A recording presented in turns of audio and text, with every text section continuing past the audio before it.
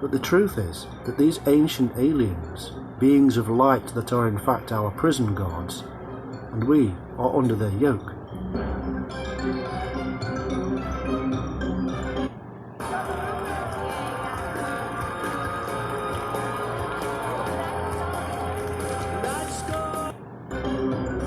Archaeology and history reveal that the times before these beings arrived, humans lived a peaceful existence. We lived off the land, we ate berries and root crops, we followed the herds and were in tune with nature and its rhythms.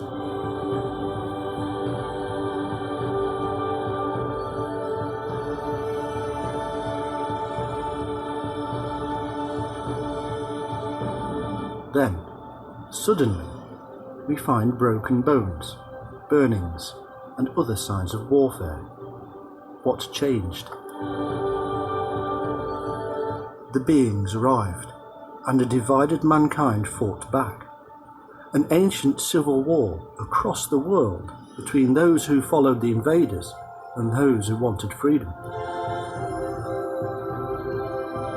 It was the beginning of a new way for humanity, a new method of imprisonment.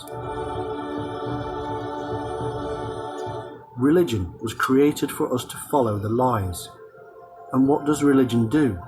It makes special super beings. The legendary histories tell us quite clearly that these invaders mated with chosen humans and created a special breed.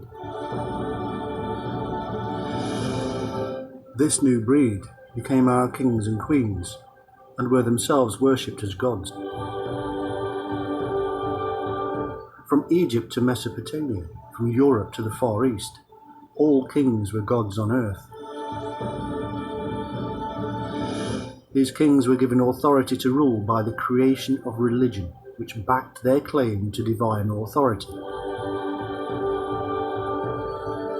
The only real authority these alien hybrids had was the superior power over mankind. The ability to beat, control, and manipulate our minds into submission.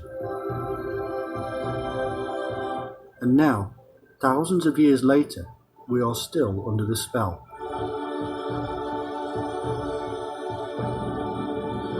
One unique element we see in historical texts and art is the ability of these special beings to shapeshift.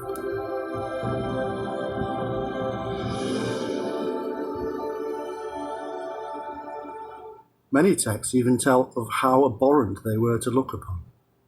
Snake-like reptilian elements are at the forefront of descriptions.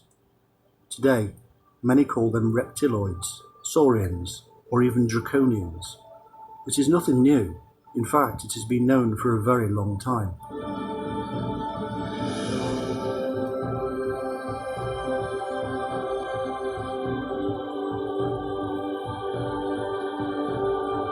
The earliest forms of worship are all serpentine. In every country across the globe, in every single religion, in every myth, no matter how separated by time, the worship of the serpent is of paramount importance.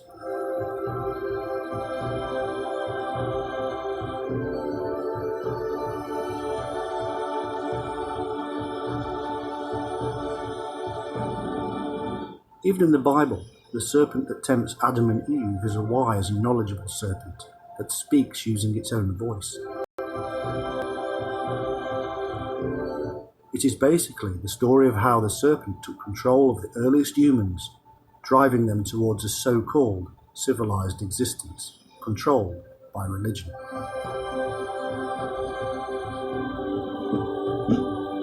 Using human nature against itself. And yet, history also tells us that we often rebelled against the machine.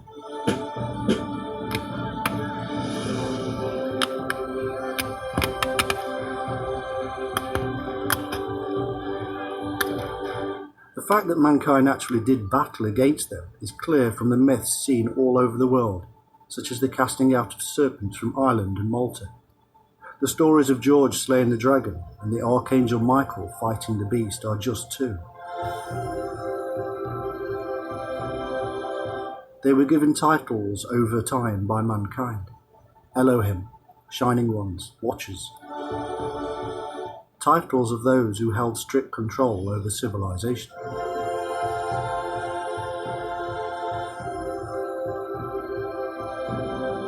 Much of this myth of the Watchers is found to be within the tales of wars and mergings of people across the Middle East between Canaanites, Egyptians, Sumerians, and even Asian civilizations. But the underlying current is a belief in the Shining Ones as leaders, with Watchers doing their bidding, evolving eventually to our myths of God with his angelic beings.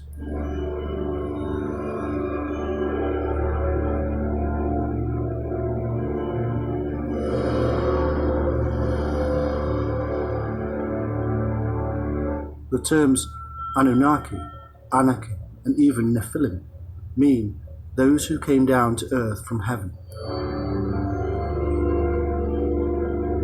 Heaven is not something in the sky, it is another place, somewhere special that humans cannot go to while in our physical form. The only way we could actually go to heaven, we are told, was in death, which is simply to live and serve out our time under the bidding of the masters, or to go into an altered state of consciousness.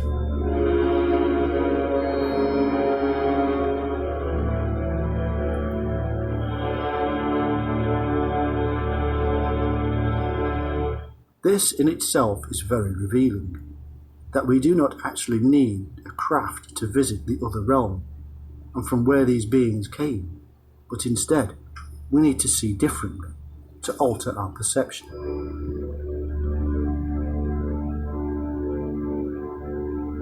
What we see as reality, the physical world around us, may indeed, as many scientists are theorizing, be a lie. These ancient beings looked down on the people below and watched, something that would sound very familiar to thousands of people around the world today who have experienced alien visitations.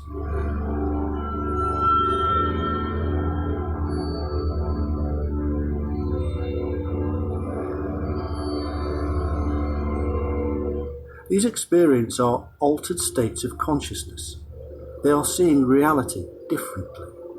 Just like an animal sees a different part of the light spectrum to us, so by altering our own perceptions, we can view a different realm, the realm of the Watchers.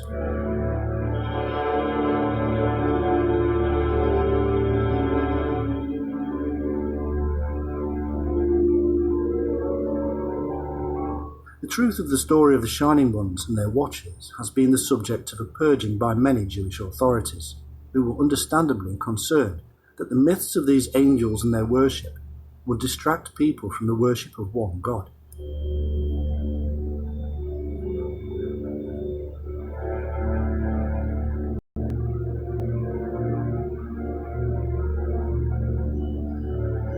To this end, the Book of Enoch and the Book of Jubilees were stricken from the accepted list and are now known as Apocrypha. What we do know, though, is that these Watchers continued in what has been described as the underground stream and were called egregores. They bred with humanity and melted away.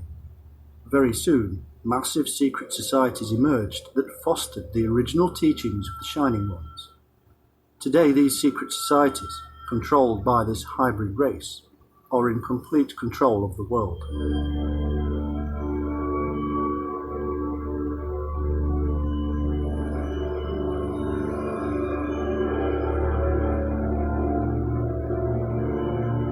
Derived from the Greek word egrioros, it means watcher or guardian. The office of a watcher is to protect from outside pressures a region or ethnic group assigned to its care.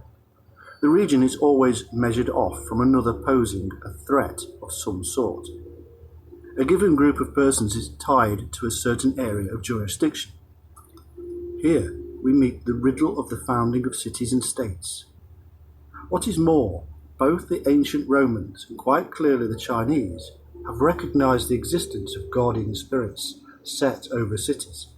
Indeed, one author reports as follows on the occult war waged on enemy cities by ancient Rome.